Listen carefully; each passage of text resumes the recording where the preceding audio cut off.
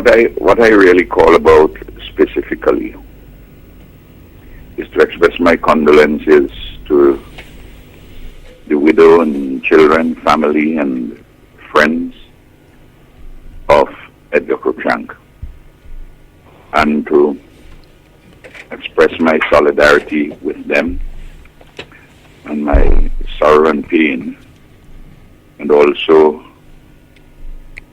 to say that the persons who are injured, including the little boy, they're in my prayers. I feel for them. Yes.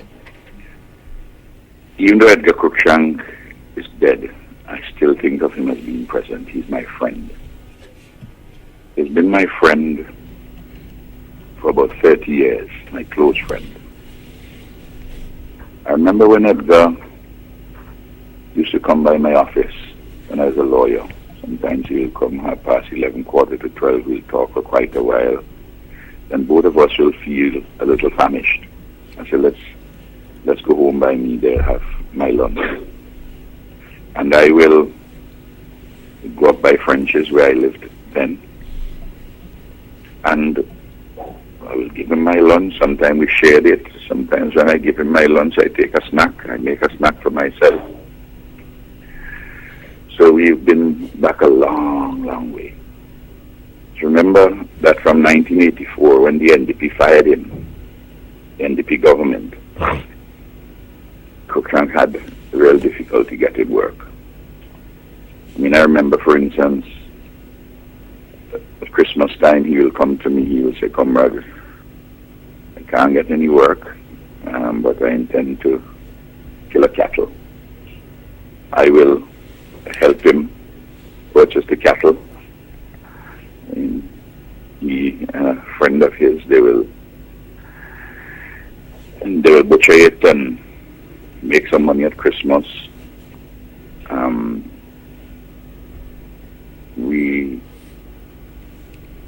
He come by my home, I go by him, we meet. You know, he's my great friend, and I miss him greatly.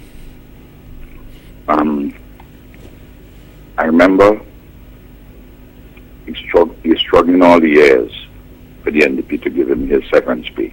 For 17 years, they refused to.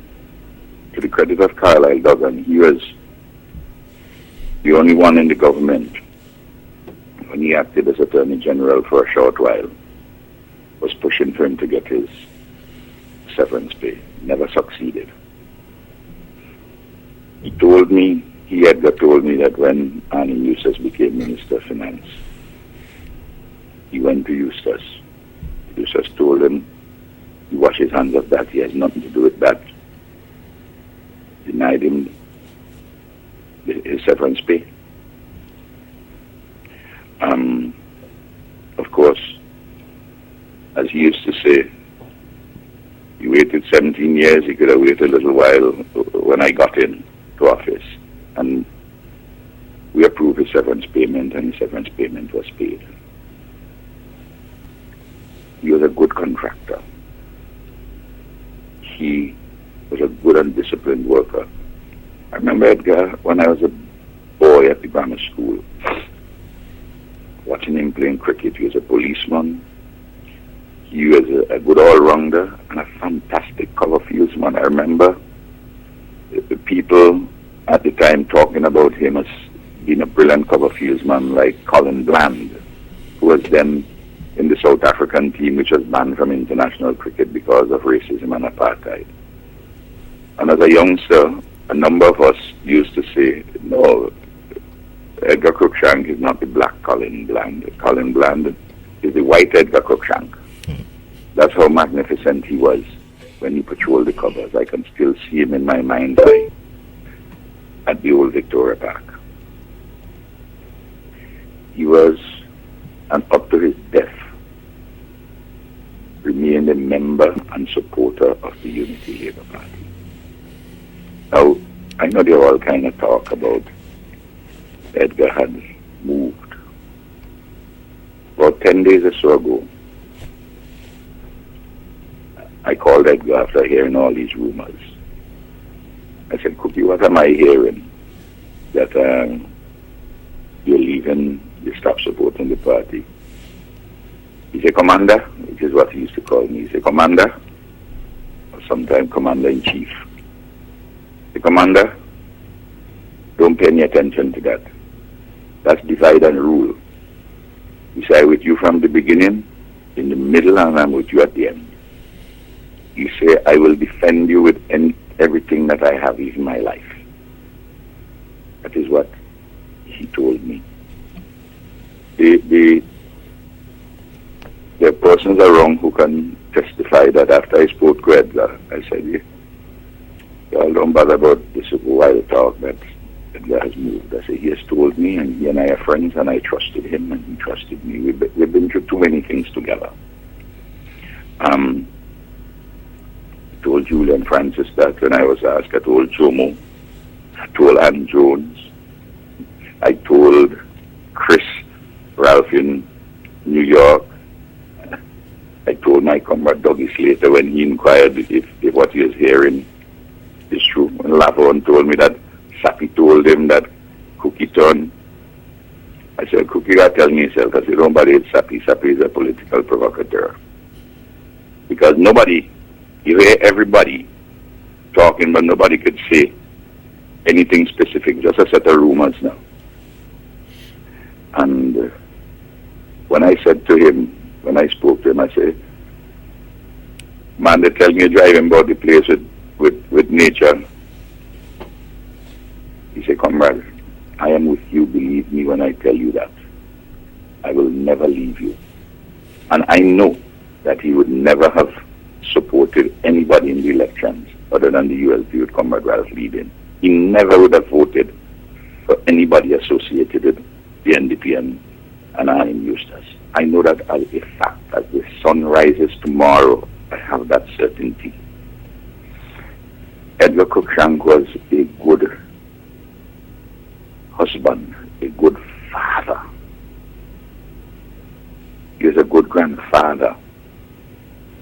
I mean, as you know, his daughter Fiona, it is the education revolution that made her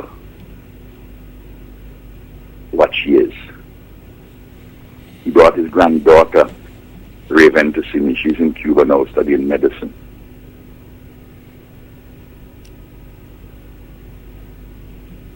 Edgar would tell you, he said, come with all of them talking, they don't know how my house built. He said, you know how my house built. And by the way, he built that substantially when he was in opposition, when we were in opposition. Bit by bit from various things which he did.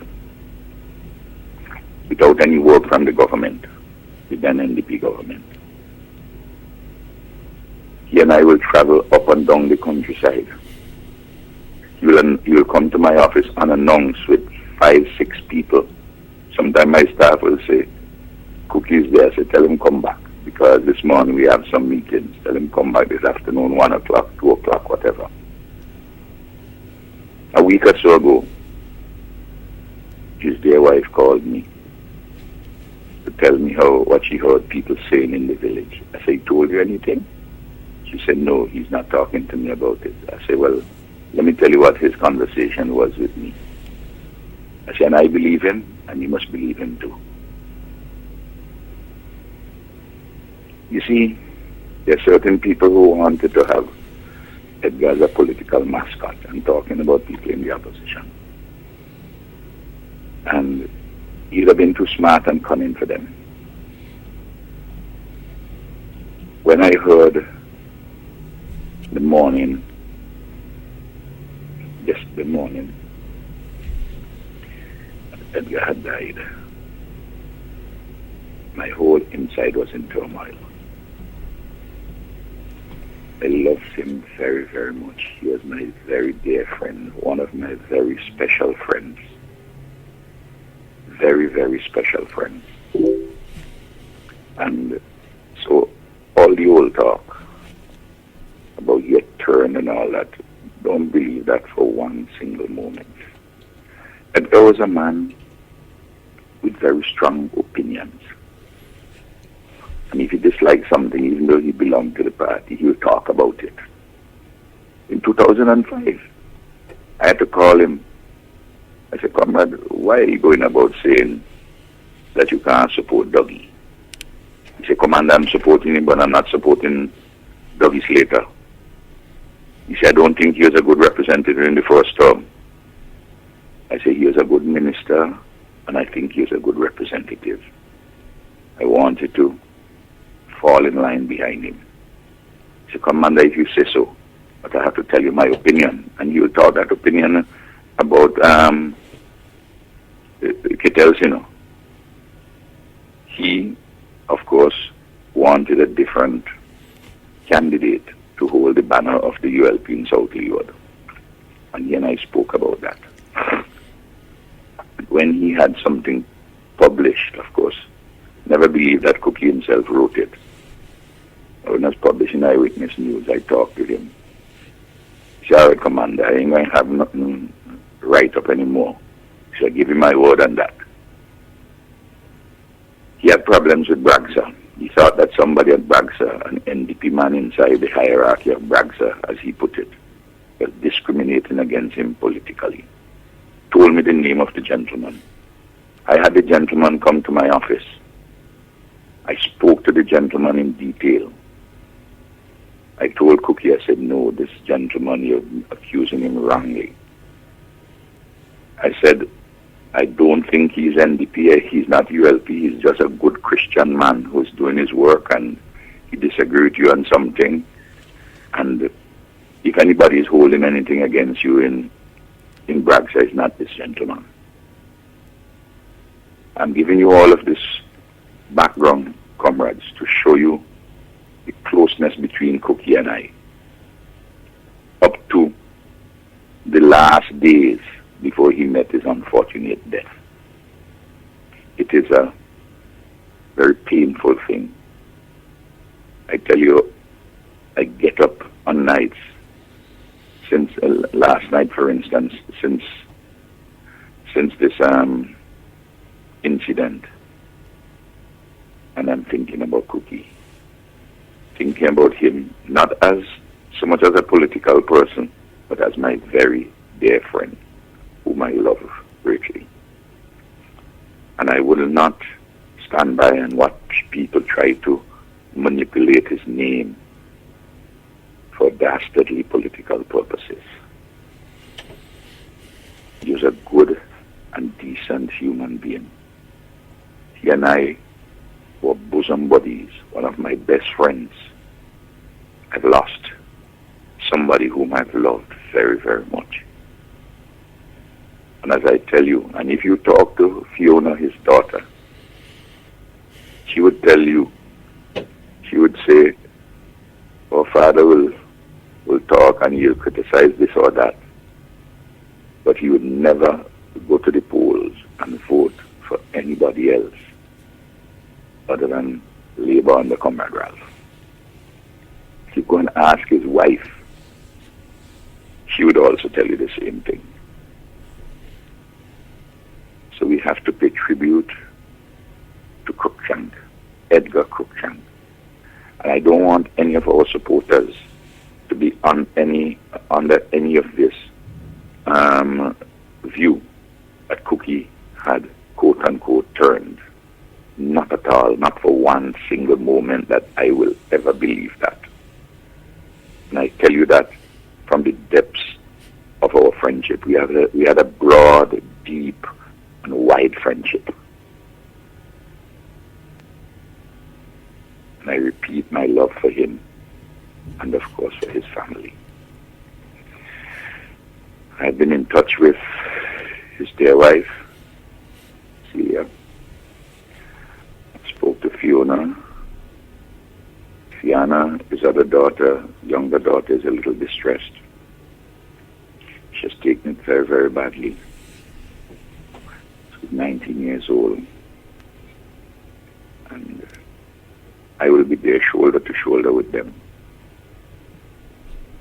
because they know the relationship between Edgar and myself.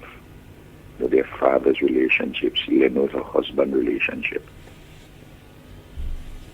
And I mention that as the important factor. Now, I hear all kind of scurrility. You know, there are people who attend public meetings. Labour people attend NDP public meetings and NDP attend Labour public meetings. People want to put all kind of nefarious meaning behind a traffic accident. At least that is what is clear. And if people will do things like that, internet crazies, opposition folk under the radar now, I mean, it just tell you the extent to which these people will want to go to tarnish other people's names and to bring down Edgar himself in the esteem of his family and his dear friends. This incident, I am sure that the police and the DPP will do their work dispassionately, and I await the outcome of this particular matter. I don't want to talk at this point about what has come to my knowledge, naturally as Prime Minister, about the particular case. Just to say that Edgar shouldn't have met his death this way. It's a painful one for me, and it's a painful one for his family. Accidents do happen. And sometimes these things hit us like bolts from the blue. We have to renew our strength in God and have our faith. We have to ensure that he gets a good and decent funeral. And we have to stay steadfast with his family. You know, yesterday, Sunday, Eloise has some friends from overseas. After I heard about it, I called her right away. Tell her to get in touch with Celia. Also to go to the funeral, go to the hospital to see the other persons. And of course, she followed my wishes. Her friends from overseas understood. I know she has been in touch with Celia. I know she and Gerlin, Miguel and Julian, Gerlin's daughter, they went to see those who were injured at the hospital. And we have to make sure that those at the hospital get the best possible treatment and they recover. We look out for them and their families. The gentleman who was driving the car who caused this incident, that he will explain to the police how it came that he had to run into this other vehicle, or how his car ran into that other vehicle and caused the damage and the death of Edgar and the injuries to other persons. I hope that his 4-year-old son, who I believe is still in the hospital, but who I think is recovering pretty well, who was inside of the car. You know, and I hear people say that somebody put this fellow up to it. How you would know who inside the crowd? In any event, you'd need to be somebody in Al-Qaeda or one of these Middle Eastern terrorist group to drive into a crowd with your child, a 4-year-old child inside of the car. Yes. I mean, people just must stop this kind of a foolishness. And let us bind together and make sure that the persons who are injured, in the case of Edgar's family, that they're fine. We hold them together, we keep them in our prayers, and we continue the solidarity. We have a small country. It's like a village. And people must just get out of their head these ridiculous conspiracy theories. As I tell you, I repeat, I have lost a strong political supporter. I have lost a dear friend, someone who loved me, and someone whom I loved deeply. And those are the important things in life. There's more which I will have to say, but I think I've said enough this morning. And I want, again, to pay tribute to him for his immense contribution to our country, his caring and love as a husband and father and grandfather, and for all the support that he has given to me and to the ULP up to the moment of his death, despite what some people may wish to say. I spoke to him, and Edgar would not lie to me. I know that, and I wouldn't lie to him. That was the basis of our relationship. A dear, solid, personal relationship, which was infused with politics, but went beyond politics.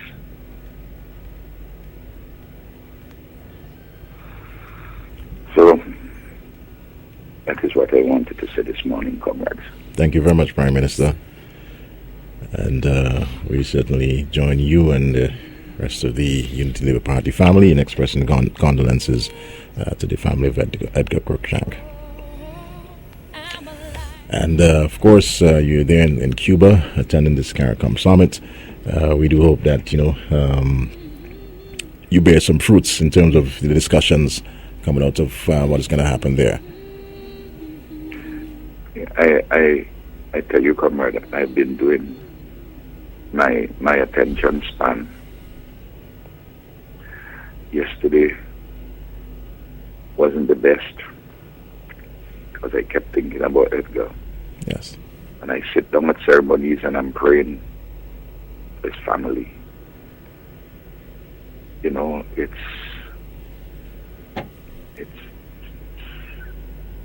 wrenching for me. It's a difficult one. And well, this morning again I will call Celia. That's his wife. Yeah, and I call his wife and I'll call Fiona. Mm-hmm. I didn't get to talk to Fiona yesterday when I called back last night. Mm-hmm. And Eloise, in the meanwhile, Eloise as a wife and as a mother would keep in touch with the family. So to Sister Gerlin. Okay. You know, I happen to know from what people have been calling me and telling me, and what other people tell me. When I said that ULP people attend NDP meetings and NDP people attend ULP meetings, understand that the brothers out of the same home, one supporting NDP, one supporting ULP, who at the meeting. Okay. You know? Yes. How are you going to know who is supporting whom? Mm-hmm. Huh?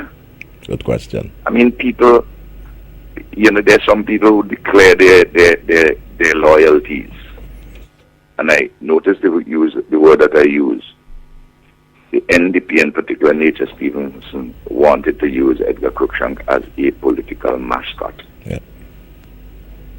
Because, for propaganda purpose, no. Yes, yes.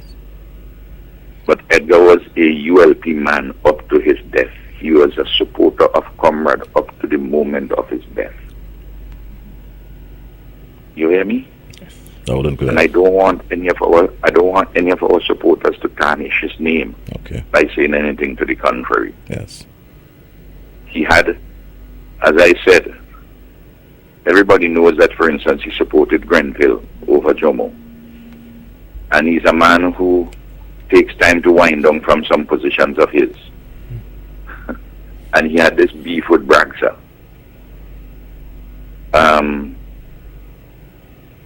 He even told me, he said Bragsa owe him, in the conversation, he said, comrade, Bragsa owe me $700 and something still on a contract. I had to come by you and LA sort out the matter, give me. I tell him, sure man, sure. As I will do with any kind of particular problems that he had. I do not want anybody to tarnish my comrade and my friend's name. Yes. And his wife and his daughters would not allow it, and I will not allow it. People who have no consideration for him in all his time of difficulties. Nothing at all. People who didn't pay him his severance pay. Eustace, who refused to pay him when he went to him personally. That's what Edgar told me. You know, nobody interested in him. I know he was upset about these two things which I mentioned because he spoke to me about them. But he would also have said to me, say, Commander, you know I will never leave you. And I believe that. As I tell you, I spoke to him 10 days, maybe less than 10 days ago on the phone. Okay. And the memory of that conversation is in my head. It's the same thing. What I say about Edgar is what I say to ULP supporters when people come and tell me Tom Brown, say turn, or Mary Jones leave one side and come to me. I take people with their honesty. Yes. That is how I work. And in this case, what he and I have been through together, there are things which nobody will know. Our history together, the closeness we have had. When I tell you, Edgar Cruickshank was one of my closest friends in St. Vincent and the Grenadines. And we will honor his memory.